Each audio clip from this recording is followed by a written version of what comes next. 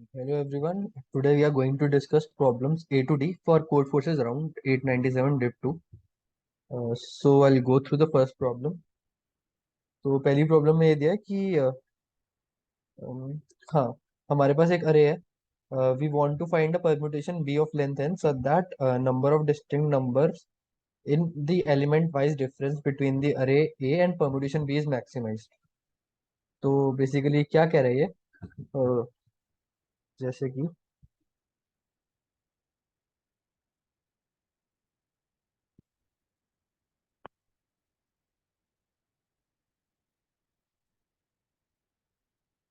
मान लो कोई अरे दिया हुआ है ऐसा कुछ.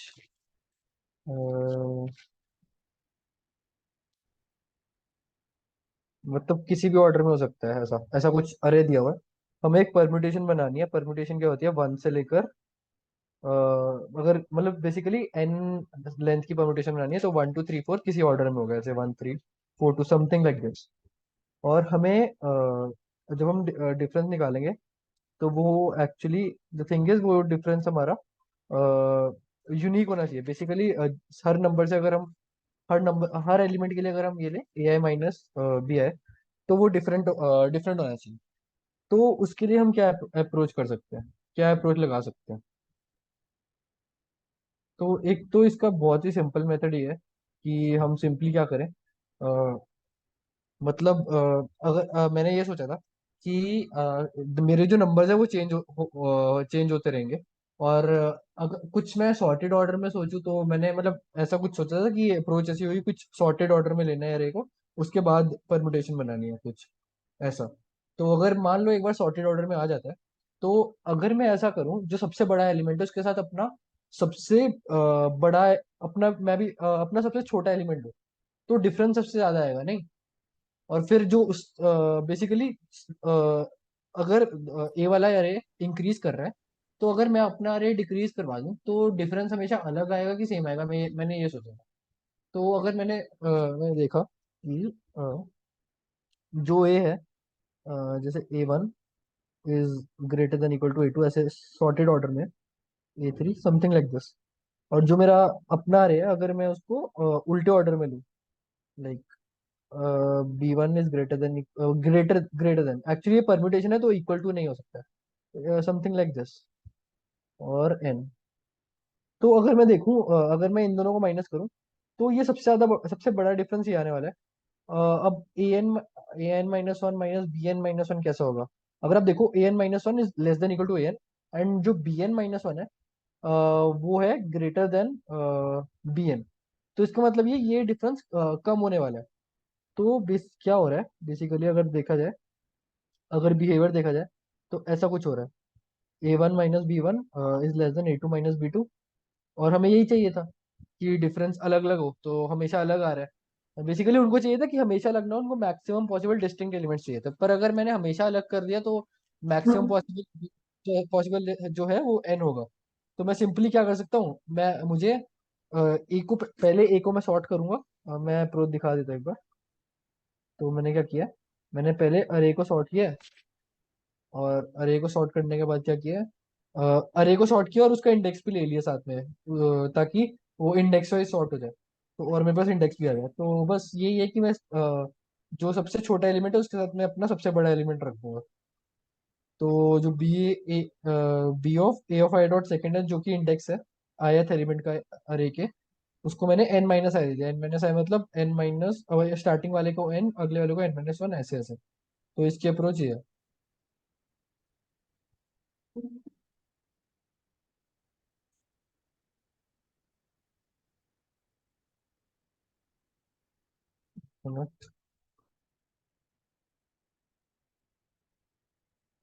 I got random idea of sorting for the first problem.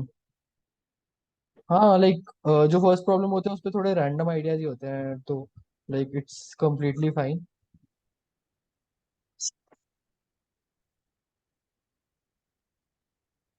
तो अब हम आते हैं सेकंड प्रॉब्लम पर.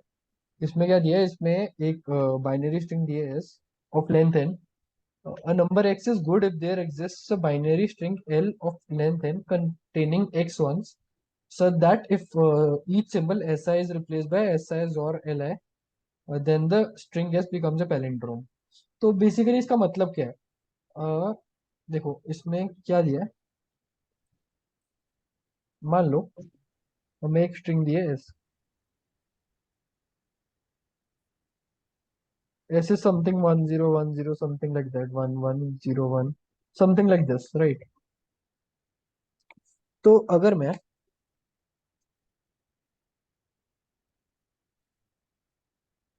ठीक है, अगर मैं अब जो मेरा एल है, एल में मुझे इतना पता है कि एल हैज एक्स वंस। तो इसका और ऐसा है कि for each element of L I do S I is equals to S I xor L आई। तो अगर उसके पास एक्स वंस है, अगर एल के पास एक्स वंस है, तो बेसिकली इसका क्या मतलब है? अगर वो जोर वन से हो रहा है, तो इसका मतलब है जो एस आई में जो भी था वो उल्टा हो जाएगा, बेसिकली इन्वर्ट हो जाएगा। वन था तो जीरो हो जाएगा। तो इसका मतलब ये है कि मुझे एक्स एलिमेंट्स चेंज करने होंगे इसमें। तो इसका ये मतलब निकल के आता है, एक्स अगर एल में एक्स वन है, तो मतलब मुझे एस के एक्स एलिमेंट्स चेंज करने होंगे। और मुझे ये देखना है कि क्या एक्स एलिमेंट्स चेंज करने के बाद ये पैलिंड्रोम बन सकता है कि नहीं। तो ये निकालने से पहले मुझे ये निकालना है कि what are the minimum number of move so that कि ये पैलिंड्रोम बन जाए। तो वो बहुत इजी है कैलकुलेट करना। मुझे बस लाइक जो पेयर वाइज जो पैलिंड्रोम में होता है कि फर्स्ट और लास्ट इक्वल होना चाहिए, सेकंड और सेकंड लास्ट इक्वल होना चाहिए, मुझे बस ये देखना है कि पेयर वाइज कितने अलग हैं। तो जितने भी अलग होंगे उतने मिनिमम चेंजेस चाहिए मुझे। तो मान लो ये मिनिमम चेंजेस वाई आते हैं कि एटलीस्ट वाई मूव्स, मुझे वाई मूव्स लाइक वाई बार चेंज तो करना ही है इसे। एक तो ये है, ठीक है। अब अब ऐसा है कि ऑड और इवन का फर्क तो पड़ेगा ही। एक तो ये है, ठीक है। मान लो चलो एस की लेंथ इवन है, एस डॉट साइज इवन है। अ, अगर ये केस है, एस का साइज जो है वो इवन है, तो उस केस में ऐसा होगा कि मैं अगर कुछ भी चेंज करूंगा तो मुझे एक और एलिमेंट चेंज करने, मान लो एक बार मैंने पैलिंड्रोम बना दिया। देखो फर्स्ट स्टेप हमारा क्या होगा, हम सबसे पहले पैलिंड्रोम बना देंगे। जितने भी हमारे पास मूव्स आ रहे हैं हम स्टार्टिंग पैलिंड्रोम बनाएंगे, उसके बाद जो बचे हैं उनसे हम एक्स्ट्रा यूज कर लेंगे बेसिकली। तो मान लो कुछ बचे हुए हैं। अब एक बार पैलिंड्रोम बन गया, तो अगर मैं कुछ भी चेंज करता हूँ मुझे उसका जो ऑल्टरनेट चीज है उसको भी चेंज करना ही पड़ेगा, राइट? तो ऐसा है कि एक कंडीशन तो ये है कि सबसे पहली कंडीशन क्या है, x should be greater than equal to Y, right? एक कंडीशन तो ये है क्योंकि इतने मूव से चाहिए ना पैरेंटोम बनाने के लिए। अब इवन वाले केस में दूसरी कंडीशन क्या है, X modulo two is equal to Y modulo two. ऐसा क्यों? मतलब अगर एक्स वाई ऑड है तो एक्स भी ऑड होना चाहिए, क्योंकि बेसिकली एक बार हमने पैलिंड्रोम बना दिया उसके बाद इवन नंबर ऑफ मूव्स लगाने पड़ेंगे, क्योंकि हमें पैलिंड्रोम उसको बनाए रखना है। ठीक है, एक चीज ये थी। अब अब एक और चीज है। हमने मान लो हमने वाई एलिमेंट्स को चेंज किया था। ऐसा कुछ था कि हम मान लो हमें इसे चेंज किया, इसे चेंज किया, इसे चेंज किया। अब ऐसा ऐसा है कि अगर मैंने इसे चेंज कर दिया तो मैं उसके ऑल्टरनेट वाले को चेंज नहीं कर सकता हूँ, क्योंकि अगर मैंने चेंज किया तो फिर फायदा क्या, मतलब वो पैलिंड्रोम रहेगा ही नहीं। तो जो ये पेयर्स है उसमें से एक ही एलिमेंट को चेंज करना है। तो बेसिकली एंड में जो वाई एलिमेंट्स होंगे वो एंड में मतलब वाई एलिमेंट्स हम चेंज नहीं कर सकते हैं। तो मैक्स टू मैक्स कितने एलिमेंट्स चेंज कर सकते हैं हम? N minus y, right? So एक और कंडीशन है, x should be less than equal to n minus y. इससे ज्यादा हम चेंज कर ही नहीं सकते हैं। तो basically x is the number of change, number of elements change. तो ये कंडीशन है इवन के लिए। अब ऑड के लिए क्या कंडीशन है? ये इफ था।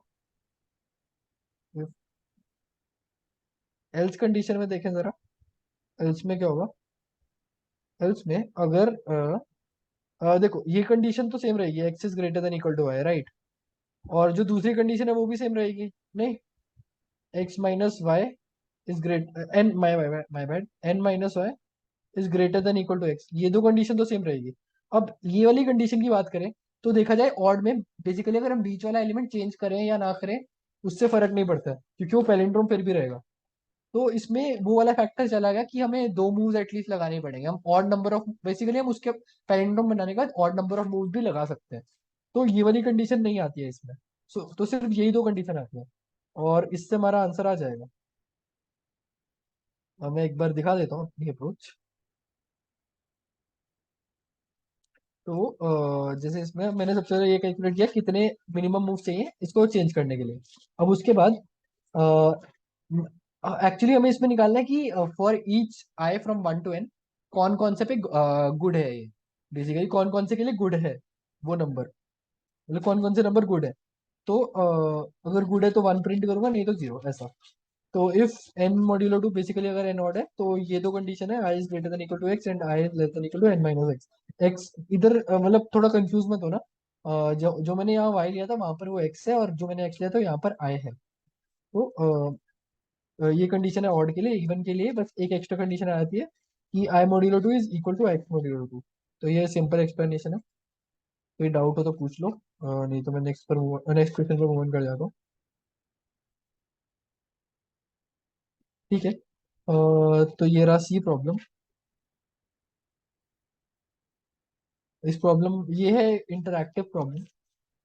तो इसमें बेसिकली एक लिस्ट दे रखी है, एक सेट दे रखा है, सेट ऑफ यूनिक एलिमेंट्स। अब ये इंटरैक्टिव प्रॉब्लम है, इसमें एक गेम है बेसिकली।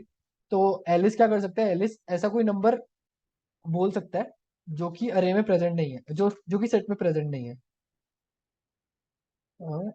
सॉर्टिंग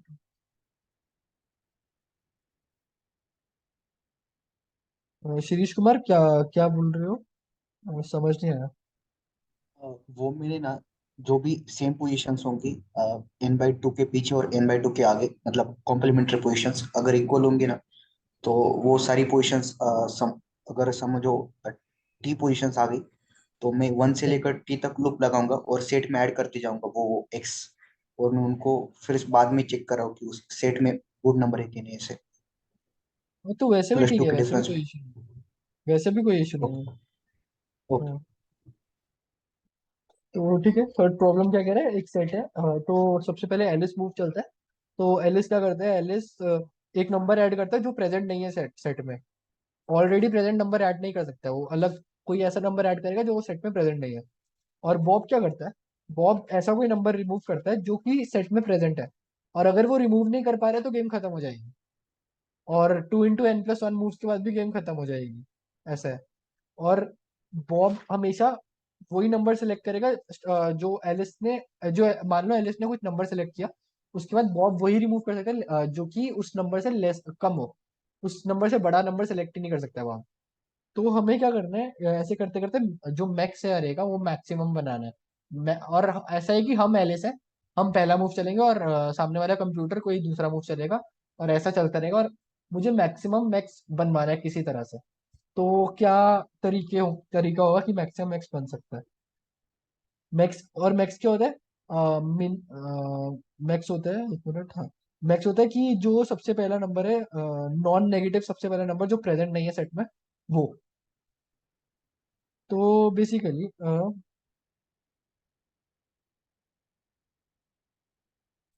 तो एक सेट दे रखा है, मान लो सेट में कुछ नंबर है, A1, A2, A3, something like this. तो मान लो इसका कुछ मैक्स था, एक्स था, एक्स इसका मैक्स था मान लो। तो बेसिकली इसका मतलब ये है कि मैक्स जो एक्स है, max of S is equal to X. तो जो एक्स है वो पहला नंबर है जो प्रेजेंट नहीं है अरे में। तो सबसे पहले एलएस का काम क्या होगा, मतलब हमारा काम क्या होगा, हमें तो मैक्स बढ़ाना है ना। तो मैक्स कैसे बढ़ेगा, एक्स होना चाहिए अरे में तभी बढ़ पाएगा ना। अगर एक्स नहीं है तो मैं कुछ भी नंबर डालूं जो कि प्रेजेंट नहीं है, उससे मैक्स एक्स ही रहेगा, उससे ज्यादा बढ़ ही नहीं पाएगा क्योंकि एक्स प्रेजेंट नहीं है उसमें। तो मुझे एक्स को डालना पड़ेगा, तो मेरा पहला मूव होगा एक्स को डालना, ठीक है, जो कि सबसे छोटा नंबर है जो प्रेजेंट नहीं है अरे में।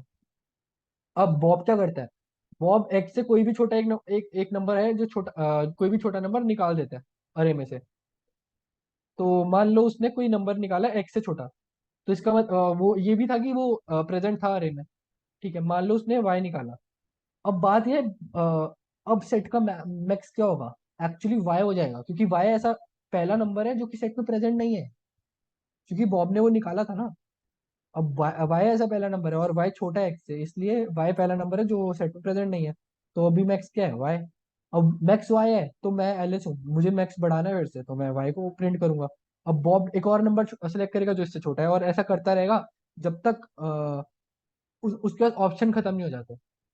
और लास्ट ऑप्शन क्या होगा, मतलब मान लो लास्ट में क्या होता है, बॉब निकालता है 0, और मैं 0 वापस डाल देता हूँ। अब बॉब इससे छोटा नंबर तो सिलेक्ट कर ही नहीं सकता है, मतलब इससे छोटा नंबर रिमूव कर ही नहीं सकते क्योंकि ये सबसे छोटा नंबर था।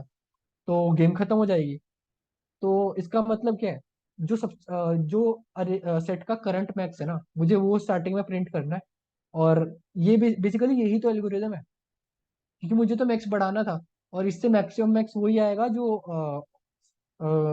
जो मैं मान लो मैंने मैक्स ऐड कर दिया, उसके बाद जो भी मैक्स है ना वो ही मैक्सिमम मैक्स रहेगा, उससे ज्यादा मैक्स हो ही नहीं सकता। क्योंकि बॉब हमेशा कोई ना कोई छोटा नंबर निकालता रहेगा और मुझे वापस डालना पड़ेगा। तो ये बहुत ही सिंपल सा एल्गोरिदम है इसका। दिखा देता हूँ इसका कोड एक बार। तो क्या है, मैंने पहले सेट में डाल दिया सबको। अब मैं इसका मैक्स निकाल रहा हूँ, बेसिकली ये इस तरीके से मैं इसका मैक्स निकाल रहा हूँ, एक्स जो है मेरा मैक्स है। तो मैं क्या करूंगा, जब तक X greater than equal to 0 है। एक्चुअली हाँ, तो मैंने एक्स, ये मैं बाद में बताता हूँ। तो सबसे पहले मैंने जो मेरा मैक्स था वो प्रिंट किया। अब मैंने वो निकाल दिया। अब मैंने अब बेसिकली अब क्या हो रहा है, बॉब कोई नंबर रिमूव कर रहा है, तो मैं इनपुट एज एक्स ले रहा हूँ।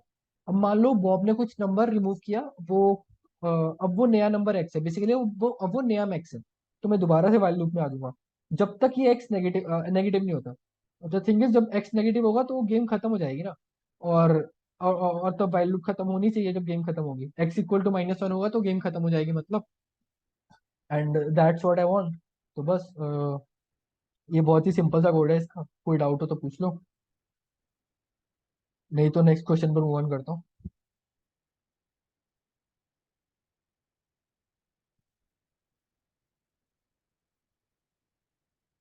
तो ये है प्रॉब्लम डी। तो इसमें क्या था, अ, इसमें था वी कैन चूज, हाँ, तो एक अरे है n लेंथ का जिसमें सारे के सारे एलिमेंट 0 है।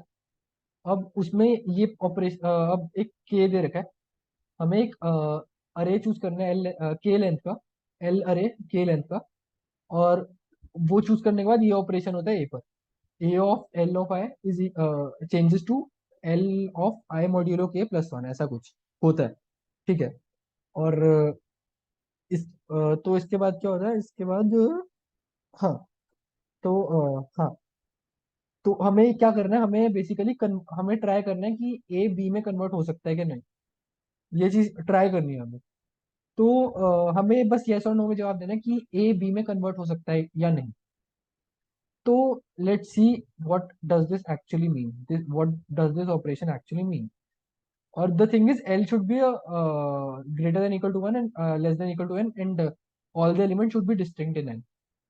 तो let me take an example, this one 5,3, n is equal to 5 and l k is equal to 3।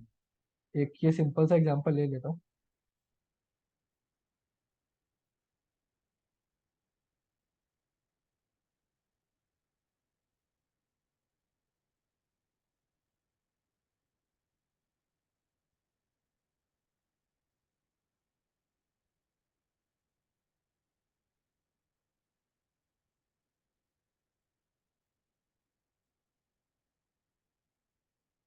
Everything हो गया,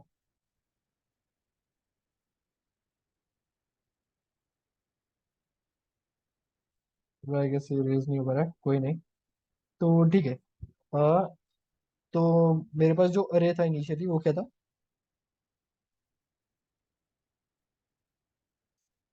अरे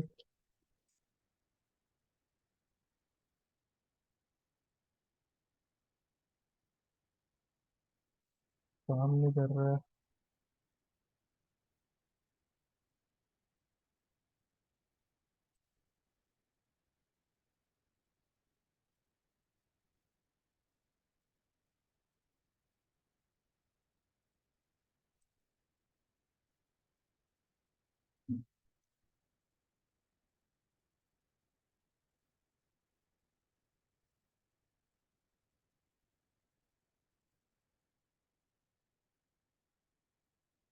एक मिनट।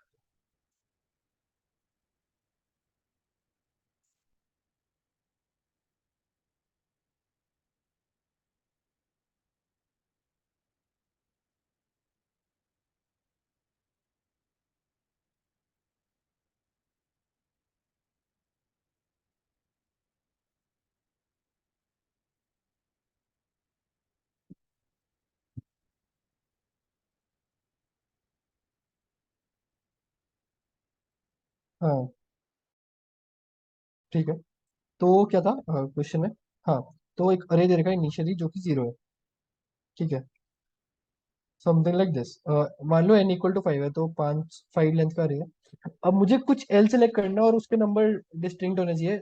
चलो अभी के लिए 1 2 3 मान लेता हूँ। फर्क क्या पड़ता है, मतलब मान लेता हूँ फिलहाल। तो अब क्या हो रहा है, a of l of i is equal to l of i modulo k +1। ऐसा हो रहा है कुछ। तो मान लो मैं पहला एलिमेंट लेता हूँ। तो पहला एलिमेंट कुछ था, मान लो 1 था। तो ए ऑफ 1 क्या हो जाएगा? A of 1 equals to a of i module l of i modulo k +1। तो बेसिकली इसका मतलब क्या है? तो एक मिनट, यही है ना, a of l of i modulo k. हाँ, तो इस मान लो ये मतलब ये पहला एलिमेंट था, है ना, एल ऑफ आई। अब L of i modulo k +1, इसका मतलब है कि अगला एलिमेंट बेसिकली। हाँ, तो हाँ ठीक है ना।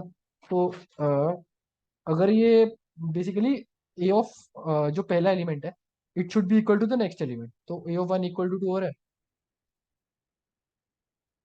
ए ऑफ 2 इक्वल्स टू 3 और है, ए ऑफ 3 इक्वल्स टू 1 और है। मतलब अगर आप देखोगे तो ऐसा हो रहा है। मान लो यहाँ कुछ और नंबर होता, 4 2 3 ऐसा कुछ होता, तो क्या होता? अब इसमें क्या हो रहा है, ए ऑफ 4 इक्वल्स टू 2 और है, ए ऑफ 2 इक्वल्स टू 3 और है, ए ऑफ 3 इक्वल्स टू 4 और है। तो इससे क्या पता चल रहा है? अगर आप देखोगे, अगर मैं ये जो 4 2 और 3 है, इनके बीच में एजेस बनाऊं, एजेस का क्या मतलब है कि जिस इंडेक्स पे जो नंबर आ रहा है उनके बीच में एजेस बना दूं। बेसिकली 4 और 2 के बीच में, 2 और 3 और 3 और 4 के बीच में, तो ये एक साइकिल बन रही है 3 साइज की, यानी कि के साइज की, है ना। मतलब ऐसा कुछ हो रहा है। तो द थिंग इज, इसका लॉजिक ऐसा है कि मैंने भी यही सोचा था, मैं पहले यही सोचा है कि क्या लॉजिक बैठ रहा है। तो मुझे यही दिखा था कि शायद ये साइकिल से बन रही है। तो इसका मतलब ये है कि मुझे साइक्लिक कंपोनेंट ढूंढने हैं बेसिकली। ऐसा हो सकता है कि लाइक सिंपल साइकिल ना हो, मतलब साइकिल है एक और उसके साथ में अलग अलग चीजों के एजेस है। जैसे कि जो हमारा मेन फर्स्ट एग्जांपल ही है, उसमें ऐसा है। अगर आप देखोगे 3 4 और 5 की साइकिल है, और 2 और 3 उनके बीच में कनेक्टेड है, बट उनकी अलग से साइकिल नहीं। तो ऐसा क्यों हुआ? अगर आप नीचे एक्सप्लेनेशन में देखोगे तो द थिंग इज, पहले 1 2 3 की साइकिल बनी, फिर 3 5 4 की बनी। तो इससे क्या हुआ, 1 2 3 वाली साइकिल टूट गई और वो कुछ ब्रांचेस बन गई बेसिकली। तो इसका मतलब क्या है? इसका मतलब ये हम द थिंग इज, एक तो ये बात तो है कि total number of edges n रहने वाले हैं। तो बेसिकली अगर कोई साइकिल होगी तो सिंपल साइकिल होगी बेसिकली, एक ही एक्स्ट्रा एज होगा, 3 + 1 एज, ऐसी कोई साइकिल होगी। तो उस साइकिल का साइज हमेशा k होना चाहिए, ये तो ऑब्वियस है।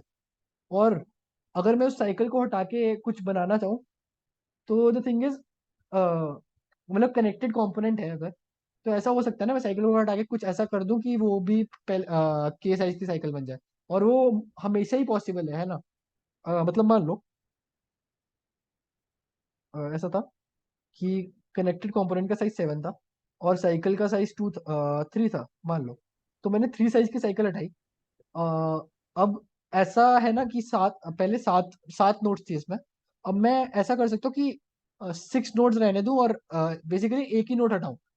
ऐसा हो सकता है ना कि पहले 6 नोट्स में 3 नोट्स की साइकिल थी, और उसमें से किसी एक एक का साइकिल टूट के, अब सॉरी, दो का साइकिल टूट के एक नए एलिमेंट के साथ बन गया, तो 7 हो गया था। ऐसा। तो अगर मैं एक नोट हटा दूं तो मैं मान लेता हूँ कि 3 नोट्स की साइकिल थी इसमें। मतलब अपनी तरह से मैं कुछ भी कर सकता हूँ। ठीक है, 3 नोट की साइकिल थी। अब मान लो जो 6 नोट्स थी, अब उसमें से दो नोट मैंने हटाई, दो नई, मैंने मान लिया कि दो नई थी, अब चार नोट बची। अब मैंने चार में से मान लिया कि फिर से कोई तीन नोट की साइकिल थी, और अब इसमें से भी एक नोट हटा दी और तीन, आखिरी तीन नोट बची और तीन नोट की साइकिल साइकिल बनाई। तो बेसिकली मैटर ही नहीं करता कनेक्टेड कंपोनेंट में कितने नोट्स हैं, बस ये मैटर करता है कि साइकिल का साइज 3 होना चाहिए, उसके अलावा सारी ब्रांचेस होनी चाहिए। तो बस मुझे किसी भी डीएफएस लगाना है और देखना है जो बैक एज है, जिन दो एलिमेंट्स के बीच में, उन दो एलिमेंट्स का डिस्टेंस क्या है। और ऐसा हो सकता है कि डिफरेंट डिफरेंट कनेक्टेड कंपोनेंट्स है, मतलब ऐसा हो सकता है कि साइज 6 था, अरे का साइज 6 था, और 1 2 3 के बीच में साइकिल है, और 4 5 6 तो अलग कनेक्टेड कंपोनेंट है। तो पर ये होना चाहिए कि साइकिल का साइज हमेशा के होना चाहिए। तो बस ये लॉजिक है, अगर ऐसा है तो यस है। और मैं अगर अपना कोड दिखाऊं,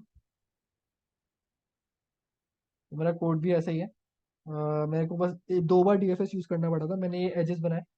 अब मैंने डीएफएस लगाया हर बार, मतलब ये थोड़ा एल्गोरिदम है साइकिल का साइज निकालने के लिए। बस साइकिल का साइज कैसे निकालें, मतलब वो हमें बस बैक एज देखने का आते हैं, ऐसे निकालते हैं बैक एज। तो बैक एज इन दोनों के बीच में था, तो बस मैंने इन दोनों के बीच में डिस्टेंस निकाला है इस डीएफएस से। वो तुम किसी भी तरह इंप्लीमेंट कर सकते हो इसका। तो इसका ये लॉजिक है, कोई भी डाउट है तो पूछ सकते हो। नहीं तो it's over from my side. तो आई गेस इट्स ओवर, तो thank you guys, I guess we are done.